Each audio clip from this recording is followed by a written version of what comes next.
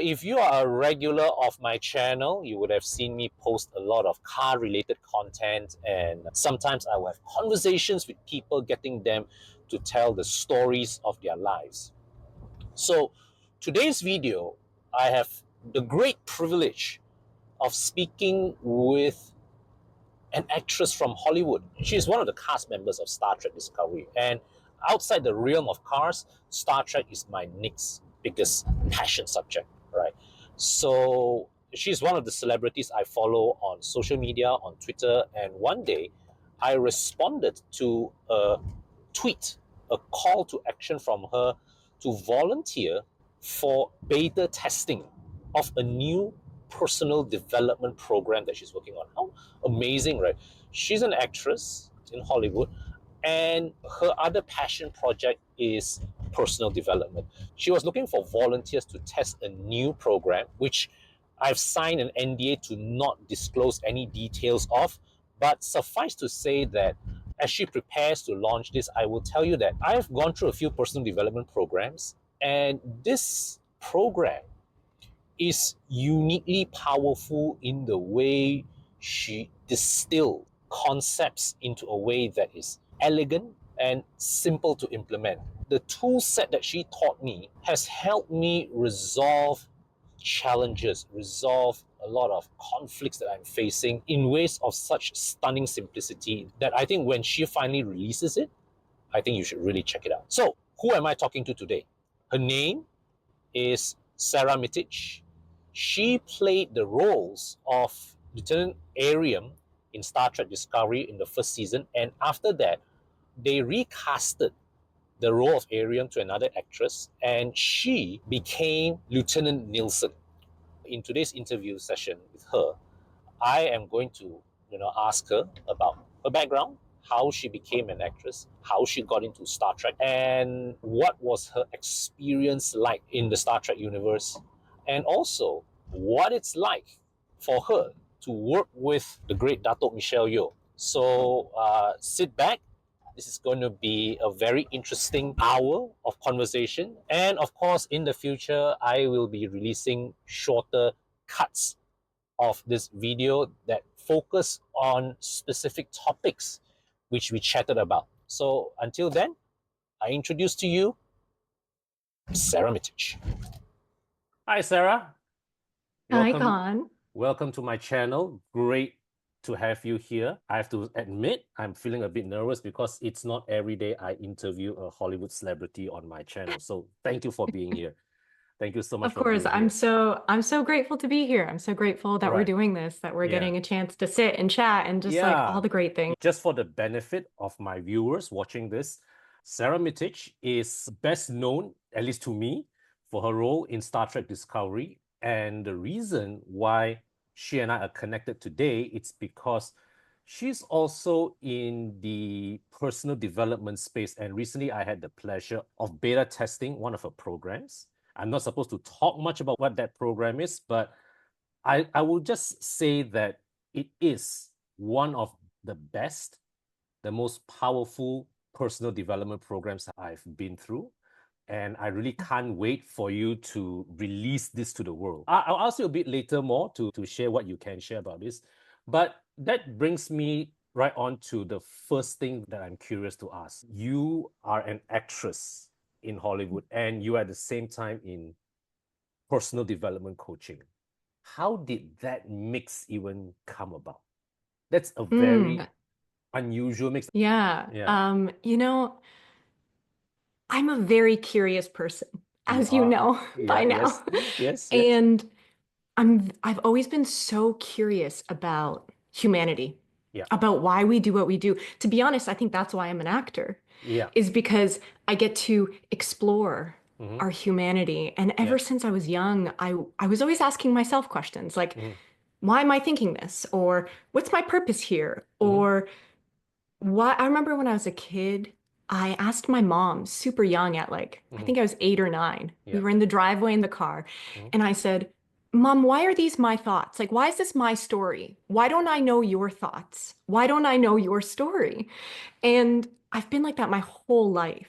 And you were And 8 or 9 so, years old, you say? yeah. And I Wow. don't even remember what she said back to me, but I Wow. don't know how you explain that to a kid. You know what I mean? But Wow. that's Yeah, yeah. defined me. And, these two aspects of me have gone more hand in hand Mm-hmm. as both parts of me develop Mm-hmm. because I love being an actor because I get to dive into these human experiences. Mm-hmm. Mm-hmm. And I get to find out why. Why does my character do this? Yeah. What's motivating? Yeah. What's holding me back? What's the obstacle? What's the Mm-hmm. inspiration? Mm-hmm. And so that has naturally led me to investigate myself more and Wow. ask myself more questions. And so, yeah, that's kind of, it felt like a very natural, it's not even a progression. It's Mm. almost like they just mirror each other in two Mm-hmm. completely different ways. That's mind-blowing for you to ask such profound questions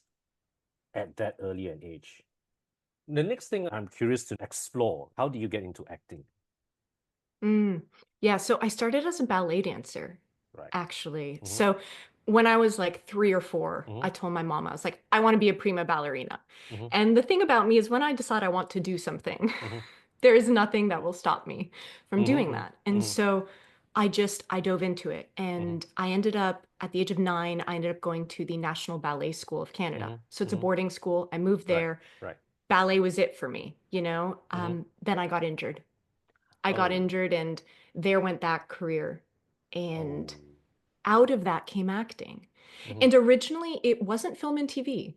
Originally what I wanted to do was theater. That's Ah. what I ended up going to theater school Mm-hmm. after high school. Yeah. Because I was used to the stage from Yeah. ballet. Yeah. That was my home. Mm-hmm. This little screen with Mm-hmm. like camera Mm-hmm. and a microphone, like that wasn't familiar to me at Right. all. Right. And Right. so I wanted to do theater. And then what happened was in the last semester of my theater program, Mm. we had like an introduction to film and TV course, Mm-hmm. 4, 6 weeks, very basic. Yeah. But I fell in love with it. I fell in love with the intimacy of film and TV. Whereas like theater, you project to 3 to 5,000 people Mm-hmm. Mm-hmm. sometimes, Right. like it's bigger. Whereas film and TV, everything's here. Everything's so intimate. Wow. And even though you're in a room of sometimes, on Star Trek, sometimes you have 100 people Mm-hmm. behind that Yeah. camera Yeah. and the close-ups here and Mm-hmm. it's so intimate. And so I fell in love with that, but it's a completely different muscle set, Yeah. Yeah. right? Yeah. And so I had to train then for film and TV Yeah. versus theater. But So that's how the acting came. how long ago was this when you dabbled into filming, into film and TV? I would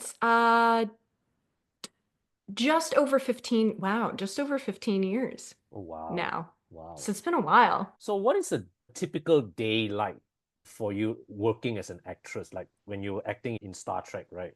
Because from what I read in interviews, you guys have to wake up like crazy hours in the morning and you're done way past sunset. Yes, What very is it much. like? Yeah, Yeah. so it always depends on the character. So Mm. as you know, I played two Yeah, characters. yeah, So those days were slightly different. So my first character, Ariam, yeah. I was in prosthetics, which I'm sure Yes, we'll talk about too at some yes, point. yes. Um, that was very different for Mm, me. mm, And season 1, especially the first few mm. episodes, they were still learning how to put on the prosthetics. So when we started that process, it took almost 5 hours just to put it on before we started filming. Wow. Okay. So that was a bit of a unique thing. They ended up getting it down to like 2.5, 3 hours by the end Mm, of season 1, mm, but it took some time. So I remember my very first day. mm. I remember my very Yeah, first day on Star yeah, Trek. yeah. My call time Mm. was 2:30 in the morning Oh, to start wow. filming at 7. Yeah. So Okay. from 2:30 to 7, I Yeah. would be in makeup. Right. And then 7 a.m., you do your blocking. So you go Mm-hmm. to set with the cast, you do the Mm-hmm. blocking, you know Mm-hmm. what I mean? Block out the Yeah. scene, cameras there, the crew comes in, everybody starts setting up. Yeah. After that, you go back to hair and makeup, get your final touches, get Mm. changed. Mm. Then you go film. Yeah. So then you're filming, and truly it does depend on the day. Mm. Um, by season 4 of Star Trek, we were filming 13-hour days. So we Mm-hmm. could film for 13 hours, 12 hours, plus Mm. 1 hour of lunch. Mm-hmm. But then you'd have, again, 2 to 3 hours before that for hair Mm. and makeup, Yeah. and sometimes up to an hour after that to get Yeah. out of hair and makeup. Yeah. So we're pulling 16-hour days. Um, which, yes, when you talk about it, it sounds wild. Do you It's know what I mean? crazy. Like it's It's like crazy. It's 15-hour crazy. days Right. is like the average. Right. Yeah. I've read interviews, I've watched interviews of actors who play like the Klingons and whatever not, Hmm. right? You're talking about hours just getting ready. And just now in your case, you start at 2:30 a.m. and you're sitting there to be made up until 7. So during that time, are you like struggling to keep yourself awake, or actually do you like fall asleep at the couch? Wow. That's a great question. So that definitely depends on each person. For me, no, once I'm up, I'm up. I Mm-hmm. can't fall asleep. But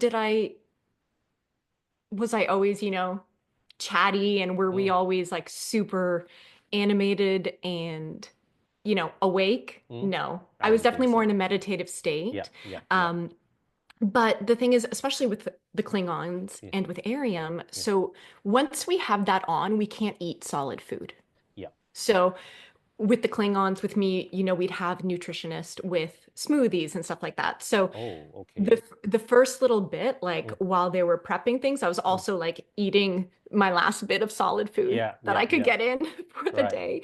But no, it ended up, I mean, I'm a very meditative person. Mm-hmm, mm-hmm, So mm-hmm. it was just a natural place for me Yeah. to kind of zone out and let the experts do their incredible work. When you are actively filming a season, and I do know that to film a whole season, the time is very compacted.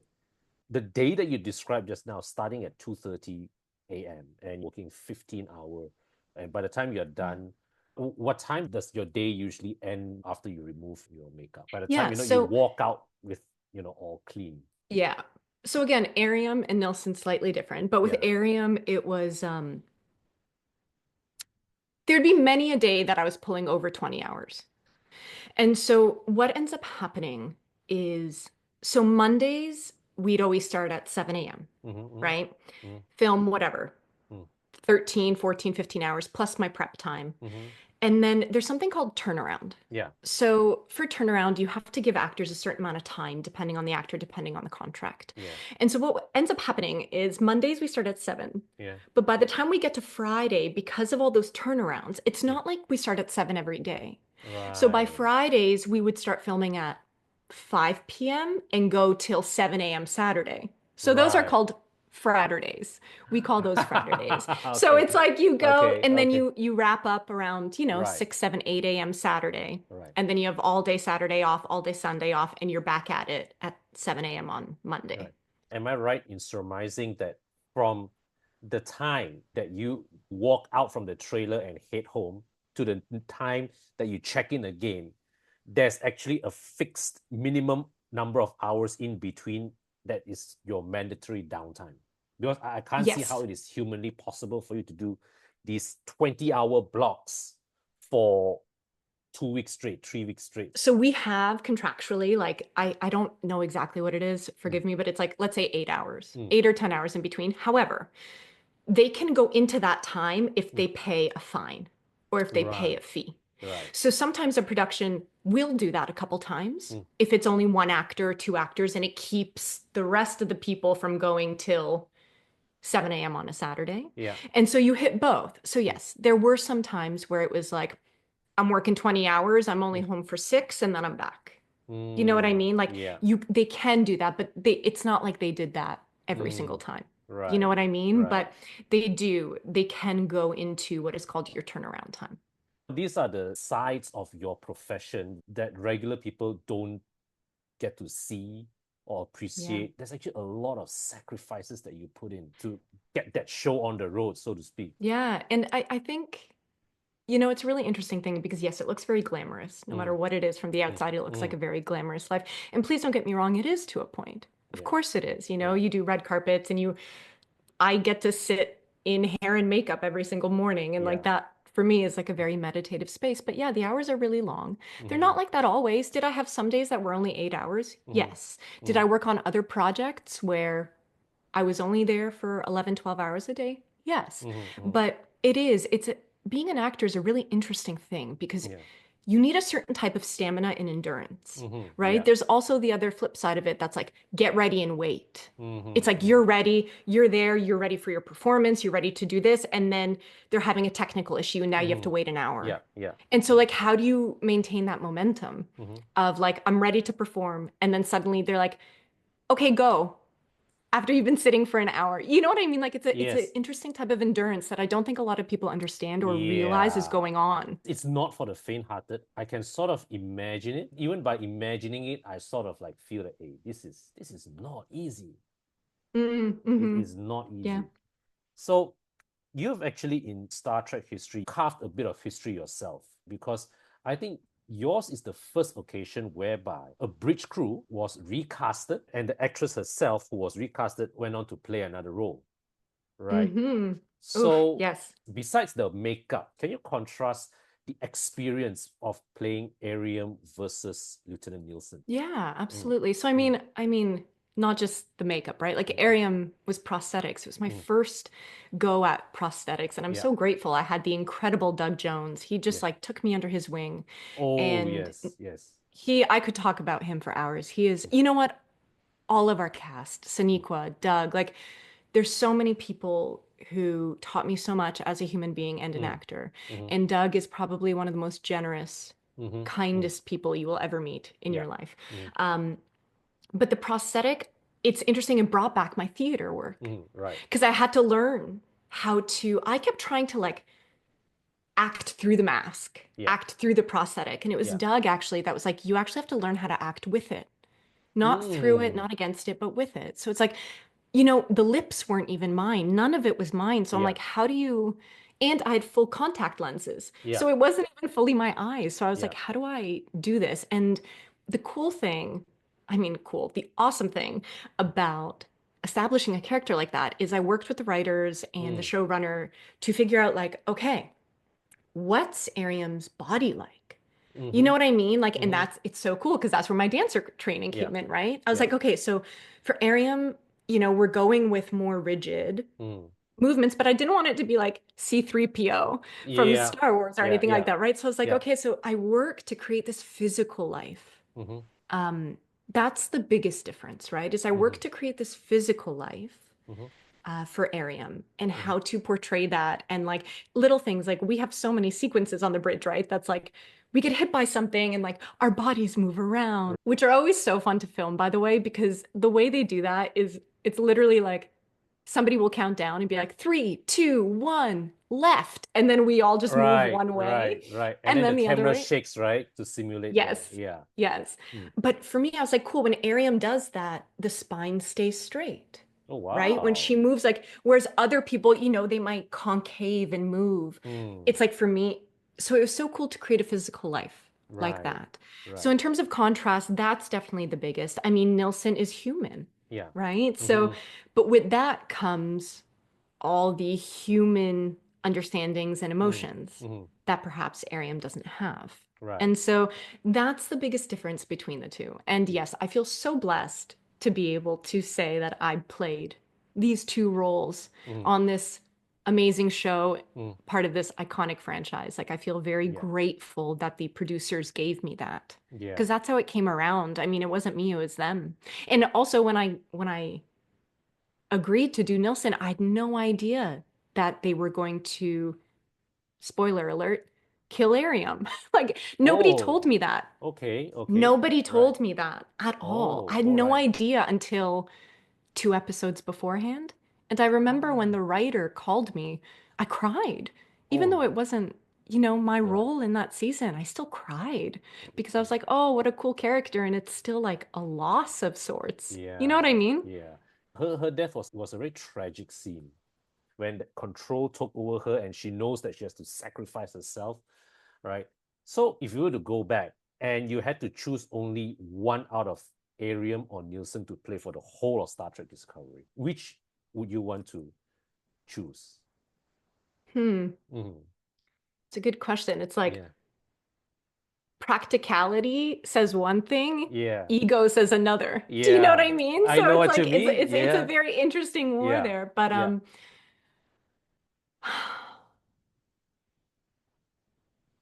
If it was I would one. honestly end up saying Nilsson Mm-hmm. because perhaps it's because I had more time with her, Mm-hmm. Mm-hmm. you know? Mm-hmm. But I say that in the media. I'm like, but Ariam was pretty kick-ass. You know what I Yeah, mean? Like, yeah, is a yeah, pretty kick-ass yeah, character, and I yeah, wish we had more with yeah, her. yeah, So, so my answer's a little muddy, and I'll yeah. keep it a little And muddy. and what I got from the way you responded to my question was that these characters that you play, they are fictional. They are created in your mind, but they seem to you as real as an actual person. The way you are Hmm. talking about Ariam and Nielsen, your choice of words reflected that, hey, you saw these two characters as actual people and not a figment of someone's imagination, Yeah. right? And I think that is, I mean, to me, that's the job of the actor Mm-hmm, mm-hmm. is to, it's a couple things, right? And I Yeah, could talk about this forever, yeah, but yeah. like, it's what part of me is this character? Mm-hmm, Because I think the most moving and profound performances are those where you take the part of yourself. mm-hmm, Because mm-hmm. we're all of it.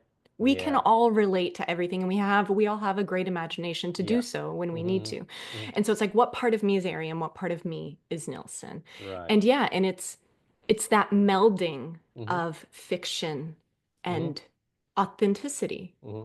right? It's like Yeah. if you think of any of your favorite performances that moved you so much or your Mm-hmm. favorite actors, it's because you saw yourself in their character and their character felt so relatable, Yes. Yes. It's the right? So relatability. it is a Yeah. blending. It is a Yeah. blending for Yeah. sure. Yeah. If I were to flash a random picture of Arium from season one and a random picture of Arium from season two, right? One is portrayed by you, the other portrayed by Hannah Cheeseman. And if Hmm. I were to not label those pictures, would you be able to tell which one was you, which one was not? Interesting. I would, but we've asked this question Mm-hmm. to many people. So I would because I know little things, Yeah. but the majority of people always say no. Yeah. And for the record, that's on purpose. Mm. They literally found somebody who is identical to my physical sizes Right. from like, I think they even asked for like the circumference or whatever of the head Right. to what the body Right. proportions are. So Right. they wanted somebody who was Indistinguishable. almost identical. Yeah. Yeah, Yeah. right. Because that's the Yeah. beauty of prosthetics is you Yeah. should be able to sub things out. So I can tell a difference. Yeah. Also, the prosthetic, I mean, I can also tell a difference from episode 1 and episode 9 of Yeah. season 1 because the Yeah. prosthetic also grew that first Right. season. Right. Right. So it's Right. like it's all new. We're all trying and Mm, we're all figuring out different things. So mm, season 1 of a show is always very interesting because things are getting established, but there mm, is also a little bit of flexibility because you're still just figuring it out, mm. especially on something as big as Star Trek. Yeah. If I were to take a glance, how would I tell Mm. if the picture that I'm looking at is Arian played by you or Arian played by Hannah Cheeseman? If I For were to not know which episode that picture come from. I think I'm trying to picture the two pictures in my head right now, Yeah. but I would say for me it's something about the eyes and something about the mouth Right. that's different. Mm. Just slightly different.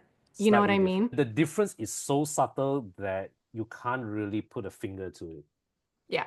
Yeah. Right. One of the things that I've read in interviews with other actors who performed in Star Trek, and I'm talking about even not just the main cast, but people who have played recurring roles. A lot of them mention about how being in Star Trek changed their lives, how it made them very recognizable by the fandom. What is your experience in this? Do you regularly get stopped by people and say, "Hey, you are Nielsen from Discovery"? I don't. Mm, I all right. don't. And I think and I'm okay with that. You know what Right. I Right. mean? Yeah. Again, reality versus ego for Mm, sure. There's like a yeah. part of me Yeah. when I was younger and earlier in my career, I think as with most actors, I really chased fame. Mm-hmm. And Mm, maybe we'll talk about this in a bit of like if I have any advice for actors and stuff, but I really did chase fame for a very mm-hmm. long time. And this was all before Star Trek. Right. And I think the reason I ended up getting Star Trek is because I finally kind of let go of that for a Right. while. Um, but look, when I do conventions, when I do Star Trek related things, yes, like everybody knows who I am or stops me or things like that. Mm, It mm. helps that my hair color changes a lot throughout my life and my Yeah, career. yeah. And I do truly have the type of face that I'm a chameleon. It's like Mm, what my agents sell me on the most is I truly am a chameleon. mm-hmm, Depending on my hair color, how much makeup I'm wearing or not wearing, mm. if I curl my hair, if it's straight, I can look so different. Yes. Um, and I don't mind that because I do also love my privacy and my freedom and you know what I Yes. mean? Yes. But I do have to say, the Star Trek fandom is a family. I've Mm-hmm. never been treated how I've been treated in the best ways. Yeah. They're so welcoming, they're so Mm, respectful. mm, I remember my very first convention was mm. Star Trek Las Vegas, which is Yeah. probably the biggest Yeah. Star Trek convention in the Yeah. world. Yeah. And they had just announced us, they had Mm, just announced Discovery. And, yeah. it's the first time I'm walking by and everybody's like, Sarah, Sarah. And this is when I was Arium, right? So Yeah. it wasn't even my face. Yeah. And I remember this woman, we were doing autographs and I Yeah. was sitting at a table and she couldn't get eye level. So she actually like went down on her knees to speak to me. Mm-hmm. And she was like, I just want to say welcome to the family. Wow. And we're just so happy to have you here. And it brought tears to my eyes because it was, Wow. it's as an actor, it's sometimes for me, it was a scary thing to suddenly jump into such a big franchise Yes. because I was like, I don't know what to expect. And like, I wasn't a Star Trek fan, like a huge one before the show. And so, Right. I started watching as many Star Trek shows as I could. And I was like, how am I going to remember everything? And like, Mm, what if people ask me things and I don't know the answer? And mm. that was a really big fear that first year, Yeah. was Yeah. that somehow I would let the fandom down. Mm-hmm. But I've never felt it. And everybody's always been so supportive and inspiring themselves and just like Yeah. so lovely that it truly is, to me, one of the best fandoms in the world. Well, you and I talking here is an extension of that, right? Yeah, I myself as a Star Trek fan, I follow you on social media. That's how we got connected. So just now you mentioned that you did not grow up as a Star Trek fan, but there were a few scenes on Discovery that you, Sara Mitich, literally was living the dream of every Star Trek fan, mm. right? When you were sitting on the captain's chair, Yes. Yes. right? 100%. Yes. Right. So Totally. can you tell me what was the feeling like when you sat on that chair? Magic. Mm-hmm.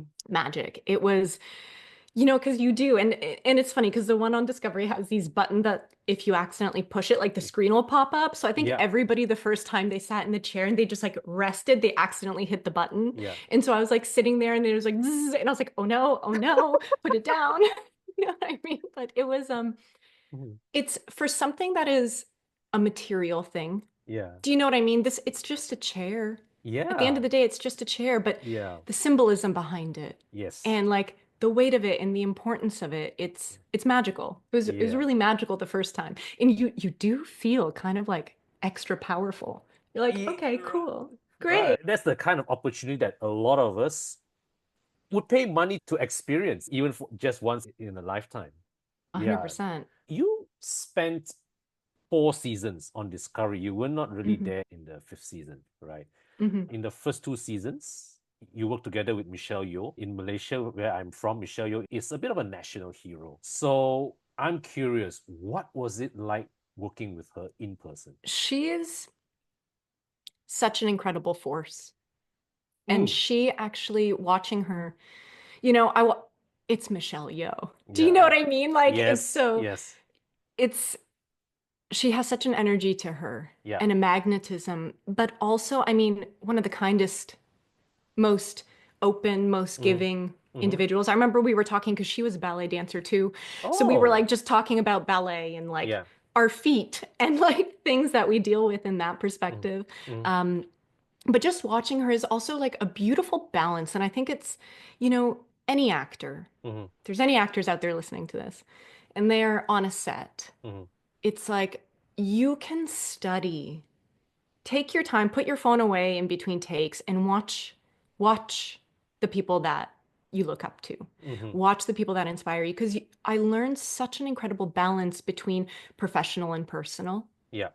when you know, she would say no to certain things, or like when her stunt double came in, or versus when she did certain things, like just watching her, she could take up so much space by just being quiet. You know what I mean? There's just some Right. people who have that when they walk into the room, and it's not just who she is. I think it's why she is who she is, Mm-hmm. right? Is Yeah. that presence that she has to her. But she's awesome. And Mm. she's funny, Yeah. and she's just, you know, not egotistical, not pretentious at all, Yeah. given who she is and what she's done. And honestly, just like literally kick ass and a Yeah. great actor, comes Yeah. prepared, comes with choices, like talks to the director when she is thinking about a different choice for her character and things like that. So for me, again, my curiosity, I love people watching. I love Mm. studying people. So Mm-hmm. I would love to watch her Mm-hmm. in what she did. And it Yeah. taught me so much. It's remarkable that she has that presence. And at the same time, there's that humility about her. That's what I get from your sharing, right? After all, her character is the emperor of the Terran Empire. So it's the big, corrupt, and all that. And she really chewed on those scenes, didn't she?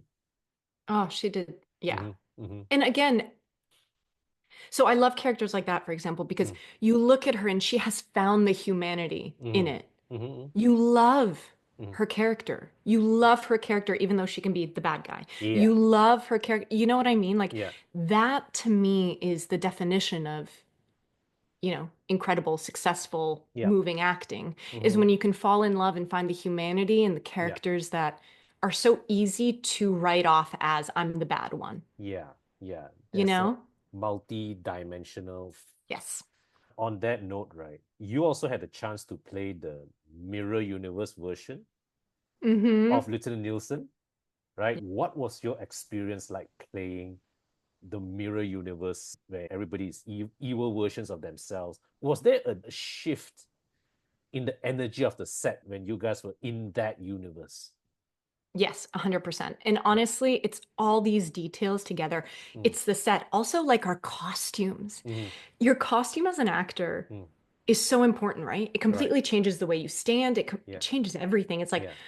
our Mirror Universe costumes were like awesome. I Yeah. really wanted to keep them. They wouldn't let anybody keep them, but it's like it just that alone. And yeah, everybody dives into it Yeah. a little bit more and like Yeah. relishes, because again, sometimes it's fun to play the bad guy, Yeah. Yeah. right? We all have, as human beings, going back to just like humanity, Mm, mm, personal development, all this, we all have this inside of us mm-hmm. that it sometimes we need to express and release and like Right. things like that. So Mm-hmm. yeah, it Mm-hmm. was fun. And you know Mm, what I mean? Like, mm. don't get me wrong. I feel like these days you have to put a disclaimer on everything. Do I enjoy torturing people or watching people get tortured? Absolutely not. Right. Right? But it's fun to indulge in that, like, I'm going to be the bad guy here, Yeah. and Yeah. that's okay. Yeah. Right? Yeah. Yeah. So, but yeah, no, the mirror universe, everything. I mean, like, again, our set, our props, so different Mm-hmm. than our normal universe, right? So Mm-hmm. it's like it was so cool just to play with all of that. And they Mm-hmm. gave us a lot of liberty to play with all of it too, in terms of like producers, directors, which is great. In terms of your own personal Hmm. inner emotions, your own energy, how did that shift when you went to play from Prime Nielsen to Mirror Nielsen? Yeah, so Prime Nelson, you know, bit type A, very like can be put together, strategic. Mm, You know what I mean? mm, Doesn't act on her impulses per se, mm, is mm, trained not to, is mm, trained to stay the course, stay the mm. line, Yeah, you know, do what needs. yeah. Mirror Nielsen is like all impulse, all instinct. Mm, There is no filter of, is this right or wrong? mm, It's so internally, it's like, it's, it's interesting as I sit here and do it. I like feel it in my body and I'm trying to describe it because sometimes words are the least yeah, effective yeah, communicator. But it's like, yeah. you know, for me, Prime Nilsson is very like, boom, put Mm-hmm, together, mm-hmm. focused, Right. forward, you Yeah, know? Mira Nilsson is like, let's have fun. You know, yeah. it's more like slow and fluid and like, It's very interesting. I was observing your body language. And when you talk about mm, Mirror Nielsen, there is that snake like yeah. quality, that oily quality to it that I can see that even just dredging up your memories on that, you actually in for that maybe a split second or something, you went back into those characters. Yes, 100%. That's You a great went back observation. into these Yeah. characters. I really like how your body language shifted from straight to. Hmm. I was like, wow, Yeah. this woman really takes her craft seriously. I do. I do.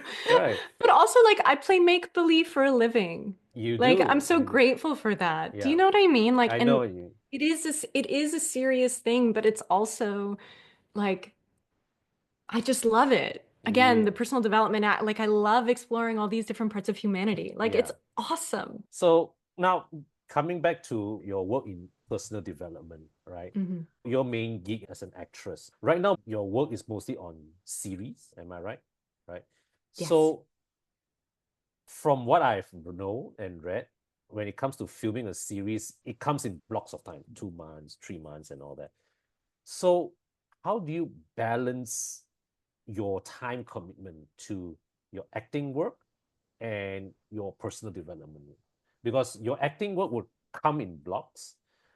They may not be predictable, right? You may get an They are audition. not You may get an ever. audition, Yep. right? And you may get the role, but the series may not get picked up. So how do you balance all this unpredictability when you have this personal development coaching thing as one of your key businesses?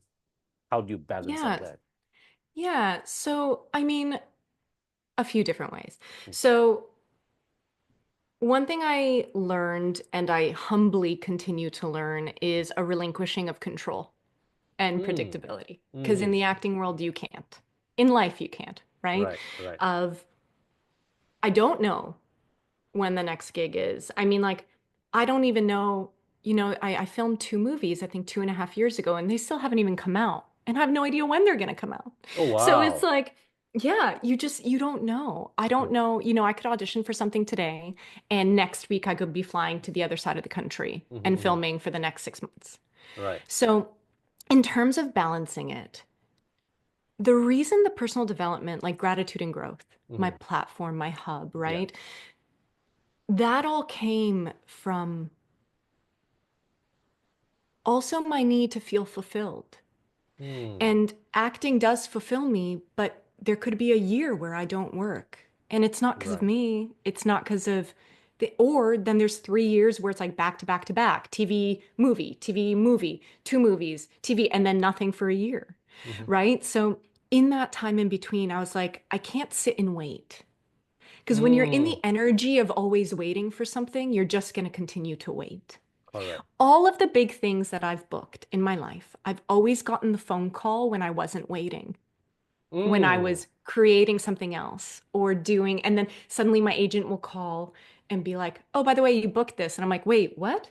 Which one was that? Mm-hmm. Or, you know what I mean? Like, it's the roles that I really want that get dangerous for me because I'm like, oh no, I really want Ah, this one, right, right. and I'm waiting for it. And so, in terms of time, so right now, I'm not, everything I'm building with gratitude and growth is things that I could continue to sustain with a Mm. filming schedule. Mm-hmm. But also, all the people that I work with, they're Mm. very aware of what I do. Most Right, people right. know me as an actor. And so I am always very open with communication. Mm-hmm. Um, I'm so passionate about impact. Mm. That's what that's what drives me.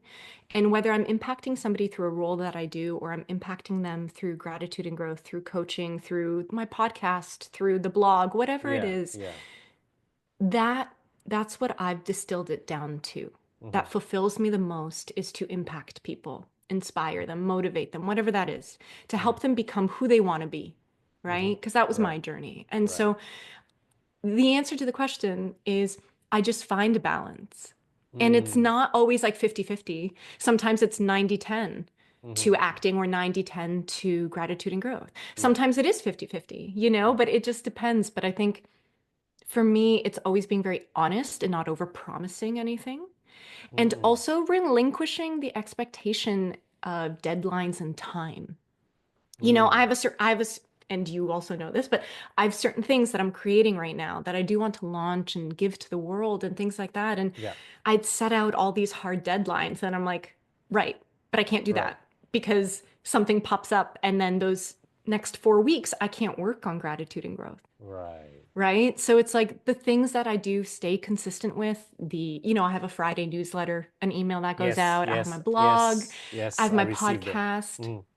A Yeah. And lot even of my work there. podcast. Hmm. It is. But my podcast, for example, I do it in seasons. So I have a Mm. production season where Hmm. I'll sit and I'll record and I'll interview people or whatever so like for a month, I'll be in production. Hmm. Then it goes into editing. Then it goes into release. I Hmm. thought that I could do like record an episode every week and release it every week. But my schedule, if I'm It's not. filming 20-hour days, it's a lot, right? Yeah, So yeah. it's balance. I think that's such a big thing for life is balance. And Hmm. understanding that that balance is not always 50-50, Right. right? That balance is some weeks I'm 90% an actor. In other weeks, I'm 90% personal development. Mm. But at the end of the day, it's all the same because it's all creatively fulfilling me and I'm having an impact. So Right. it's an interesting thing to think about, right? Right. Now, I know I have an NDA with you regarding what we work together, but Yes. because this is something that Mm. you are working on, and this is something that Hmm. you are bringing to the world, and this is Hmm. something that having experienced it, I, I, I will be one of your biggest champions. If you are to give a teaser to the world what you are working on, what would you tell them? I would say that it's something that can actively give you mind, body, soul balance in life and can Mm-hmm. be a literal, physical, tangible tool Mm-hmm. to help you become who you want to be from Mm-hmm. a mindset perspective, from a somatic body perspective, and from a spiritual soul perspective without it being a spiritual thing. Yeah. And if I may add, Please. this tool, which I have been using, and as you know, our coaching sessions, as we've done this recording, has ended for I think about 3 weeks. Of course, it was better when you were coaching me week to week, but you were able to package it in such a way that is so elegantly powerful that it comes easy. It's something that I'm still able to fall back on. It's something that I'm still able to use, something I'm still able to call upon, and maybe you have some tweaks that you are putting in after gathering some of the feedback. But all I can say is I really can't wait to see you release this to the market because I Thank you. think it will impact a lot of lives. It truly is one of the most impactful and one of the most effective personal development programs I've went through. And I say this, from a perspective of having gone through a few programs myself. And I say this also from a perspective whereby your work has helped me tremendously in overcoming some of the biggest challenges, or not say overcome, but help me face some of the biggest challenges that I faced in my life. And I'm very, very grateful that I've had the opportunity to go through that program with Thank you so much. Thank you, because I was going to ask you if you could describe it, what you. would it Yeah, be? And so yeah, yeah. those are your words mean a lot to me. Mm, And I'm really excited to get it out there in the world. And mm, again, it's like that part of me that's like, get it out, get it out. And it's like, mm. okay, just Yeah, take a little bit more time to set this up in a way. You yeah, know what I yeah, mean? yeah, That it can be eloquent and simple, but effective and yeah, impactful, yeah. you know? So thank you. Thank you. Thank you. So without risking you from getting sued by the studios or whatnot, coming back to show business, can we expect to see Sara Mitich in any upcoming productions soon? Any upcoming TV series or movies that you're authorized to talk about? Let's just leave it with like a simple thing of those, you know, projects that I have Mm, filmed have to come out at some point. When and where, I mm, don't know. yeah, But besides that, I can't really say yeah. anything else right now. But you have things in your pipeline. Hmm. All Hmm. right, great. I'm actually looking forward to maybe one day when I switch on Netflix, see on the screen, and I can point to my kids, hey, that's Appa's friend. Yeah, of course. Oh my That would be, gosh. that would be so That's the cool, best. right? I know. Well, Right. I'm still waiting for the day somehow we meet in person. So how Yeah, that happens, we'll yeah, figure it out. yeah, It'll yeah, make sense yeah. somehow. So there are a lot of people out there who dream to be performers. And as we know that in any industry, a lot of people fall by the wayside. That's the truth. How would you advise somebody who's pursuing that dream, but is not there yet, not seeing the light, probably on the verge of giving up? How would you advise Mm. that person? Mm. Great question. Mm. There's a couple parts to this answer. Mm-hmm. So, the first one that comes to mind, and something that I consistently had to remind myself of in the hard times, Mm-hmm. in the, like, especially before Star Trek, when there was like months in between work, if not a year, Mm-hmm. sometimes weeks in between an audition, is never forget your why. Why are you doing this? And why do you want this? And Mm-hmm. correlated to that is, for me, and I can only speak from personal experience, if you're only doing something for fame and fortune, Mm-hmm. and that's your why, I personally don't think you'll get as far as doing it for something that you love, if that makes sense. That makes absolute So sense. those are that, and also what I said earlier of don't just wait. Don't be in the energy of waiting. Yes, there are so many careers, especially acting, performance, where there is so much not in your control. Mm-hmm. You can't control your auditions. You can't control if you book them. I have gotten so close to such roles that would have completely changed my life. Do you know what I mean? Like roles where I would be like beyond A-list, you know? And I lost them. But it's not because I wasn't good enough. It's maybe I was too tall or too short. Maybe I was too thin or too big. Maybe I reminded the producer of his ex-wife or a sister or That something. There's so sucks. Yeah. much. Yeah. There's so much. Mm-hmm. And it's not because I wasn't as good as the person. Maybe, sometimes it happens where like they choose somebody, they have an A-list actor they want, but then they choose somebody else Mm-hmm. as like the B to either pull that rate down or do this or do that. Like there's so many things Mm-hmm. that are not in our control of Mm-hmm. what makes us make it. Yeah. So don't just wait. If you're feeling, and that's where it comes back to like the why too of like, I'm an actor because it makes me feel very fulfilled, because I'm creatively fulfilled. Mm-hmm. But this is also where gratitude and growth comes Yeah. from, is it also creatively fulfills me. Mm-hmm. So we're also in a beautiful time right now where most artists are hyphenates, right? Actor, writer, producer, Mm-hmm. actor, director, Yeah. writer, director. Whereas, 40 years ago, if an actor was also a writer or producer, it was kind of like frowned upon. Whereas Mm-hmm. now people love it. So continue, don't give up, continue. Remember your why, don't chase the fame, and don't wait. Mm-hmm. In between gigs, do something else that fulfills you. Yeah. And if you're doing something that is not your dream job, this is a big thing, right? This is where gratitude comes in for me. I was a waitress for many a year. Mm-hmm. I was a bartender for many a year. Once I changed my relationship to that job too, because it was hard for me. It wasn't my favorite, Mm-hmm. but I needed to do it because the hours made sense. Whatever you are doing to fill your time, be grateful for it. Even if it's hard, find gratitude for it. Because then you're not in the energy of, ugh, I have to go to my job today. Ugh, I have to go do this, but really I want to be an actor. Ugh, this is also your time. So again, you get what you give.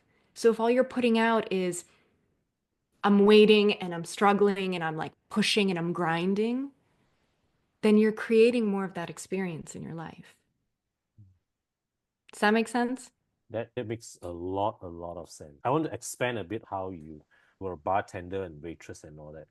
So, what which period of time really would you look back and say this was the biggest hurdle that you faced in your career, the darkest time of your journey, and how you got out of it? Yeah. So the how is, I'll talk about it a bit too. Honestly, the how is gratitude, Mm-hmm, is mindset work. mm-hmm, That's how I got out. mm-hmm, The hardest time was probably what I'm talking about. So, like, after I finished my theater school, mm-hmm, I was in debt a lot because I had to put myself through school. mm-hmm, And so I graduated at 21 and I owed like dozens of thousands of dollars in debt. And so I was waitressing. mm-hmm. I was also a Disney princess. So I would go to little girls' birthday parties as different Disney princesses. Wow. Okay. And I was also taking acting classes and paying for those. And so that was probably one of like the biggest challenging moments because I was so tired. I would like Disney princess throughout the day. I'd literally walk into the bar as Cinderella, go change, and then like come out and waitress and bartend until we closed at 2:30 in the morning. I'd get out at 4 a.m. Mm. And then the next morning I'd be a Disney princess again at 9 or 10. Wow. And it went like that for months, if not a year or Mm-hmm, so. And I finally, so it's interesting, right? And this is always, again, my own personal experience. And sometimes I get hesitant sharing these things because I don't want people to just like go and quit their jobs because that's not it. mm-hmm, But then I discovered the power of mindset and mm-hmm, gratitude. mm-hmm, And so I started applying it, especially to the waitressing job, mm-hmm. because it was really hard for me. It was just like a lot of energy, late hours. And like I usually go to bed at 9 and I'm up at 6. That's my natural sleep cycle. Right. Right. And so I started being like, okay, be thankful. Be thankful you're showing up. Be thankful you're showing up. And then it got to a point where the waitressing job was making me think that I don't want to be an actor anymore Wow. because it was too hard.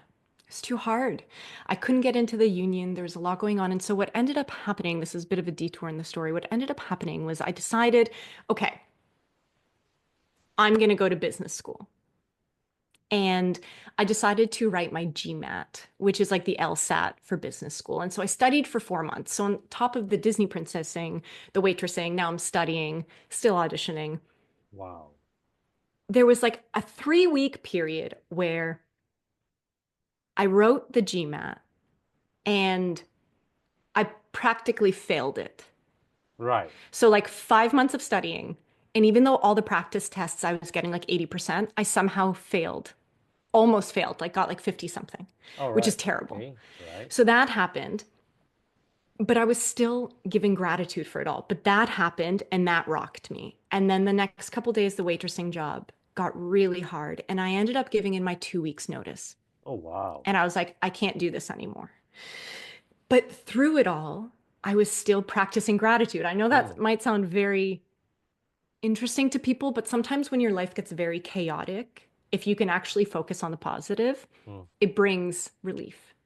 And so in this dark time, it's like all this stuff is going on. So I quit the waitressing job. I failed the GMAT. I let go. And then 2 weeks later, 2 weeks later, I booked my first job. That got me into the union. 2 weeks after that, I booked another job. 2 months after that, I booked my first recurring TV show. And so I say that story not to say, hey, like go quit your job if you hate it, but the way I got through all of that, and let me say, like, those 3 weeks were probably the darkest. mm-hmm, The way I got through all of that was working on my internal, working on my mindset, working on my perspective. mm-hmm. Because those times in your life can get the best of you and they can turn you into somebody you don't want to be. And Yeah. I know that because I was that for many months. Mm-hmm. But then when you start doing the work, the inner work, as I call it, that can get you through any challenging time. And I mean, look, this isn't a plug for it, but that's why my platform is called Gratitude and Growth. Growth is Oh, never ending. We're oh, going to keep growing and getting challenged by life. That's just the nature of yeah. life. But Well, it's with gratitude I'm able to do that. Yeah. So the beauty of people that I interview with in my channel, I made this for you to plug, right? So I'll be putting, Well, sure. yeah, Yeah. I'll be putting links to your platform in the description section of this video. So if those of you who are watching this video and you are into personal development, I highly, highly recommend checking out Sarah's platform. Sign up for her newsletter as well. She has a weekly newsletter, right? Very well written. Gratitude and growth always remind us to be grateful for even the smallest blessings in our lives. The last question that I have for you is, out of everything that you have went through, right? You have went through quite a bit and to reach where you are right now. How would you want the world? When I say the world, I know you're a very humble person. So when I say the world, I mean the people around you, the people of Mm. your circle, like me, for example, your friends and family. How would you want the people that matter to you remember you as? Who do you want them to remember Sara Mitich as? That's a great question. Um, I want them to remember me as somebody who was grateful Mm-hmm. and humble and kind Mm. and impactful. That's what You I did. would want. You did all that. You Oh, have done all that. Yeah. thank you. Yeah. But that's for me. That's all. Mm. If I was to leave a legacy behind, Mm. I would want it to be a legacy of that, Yeah. you know. Mm-hmm. So, yeah. Thank you. Thank you. Thank you so much for your time. Really, really appreciate it. I really enjoyed talking to you as I always have during our coaching sessions. And now thank you for agreeing to this interview. I would dare say it's a bit different from the interviews that you have gotten before, some of the questions that you received, 100%. right? Like Totally. And it's I because appreciate that too. yeah, it comes from a slightly different lens. I hope that whoever that watches this video gets value and gets inspired from what you share. Mm, Because at the end of the day, my objective is I want people to know that even famous people like yourself, celebrities like yourself, you have went through certain periods in your life. You were there with the rest of us, but mm-hmm. you took certain actions, right? You had certain mindsets that changed the trajectory of your life, that Yeah. brought you to a place where not many people have went before. Yeah. Yeah, right. Yeah. And we're all, if I just may say one more quick thing, Yeah. but it's like, and we're all the same in that sense. And you and I have talked about this, but everything, whatever you want on your externals, you can have whatever you want. You can become whatever you want, whoever you want. But it all starts with your internals. So true. It de it all depends on what's So going on inside. so true. So true. So, and I want to leave that with everyone too, no matter what, whether you want to be an actor or a carpenter Mm, or a professor or whatever it is. It's mm. like everything and anything is achievable, Yep. but everything depends on what's going on internally Yeah. and what is driving you. Like I Yeah. said, what is your why? Right now, for me, I'm hoping that maybe a couple of years down the road, we'll have a Captain Nielsen Star Trek series, and you'll be super famous. You'll be super Mm, famous, and I get to brag that I interviewed you before you got super famous. yeah, done deal. Or maybe I'll just come back on at that point. Right. You hold a Right. very special place in my heart, Thank you. Con, Thank you. so I'm here for you. Likewise. Likewise. Yes. Likewise. All right. Yes. Thank you so much. Thank you so much. Thank you so much. And yeah, let's wave each other farewell from here. Okay, Thank perfect. you. Thanks, Con. Bye. Bye.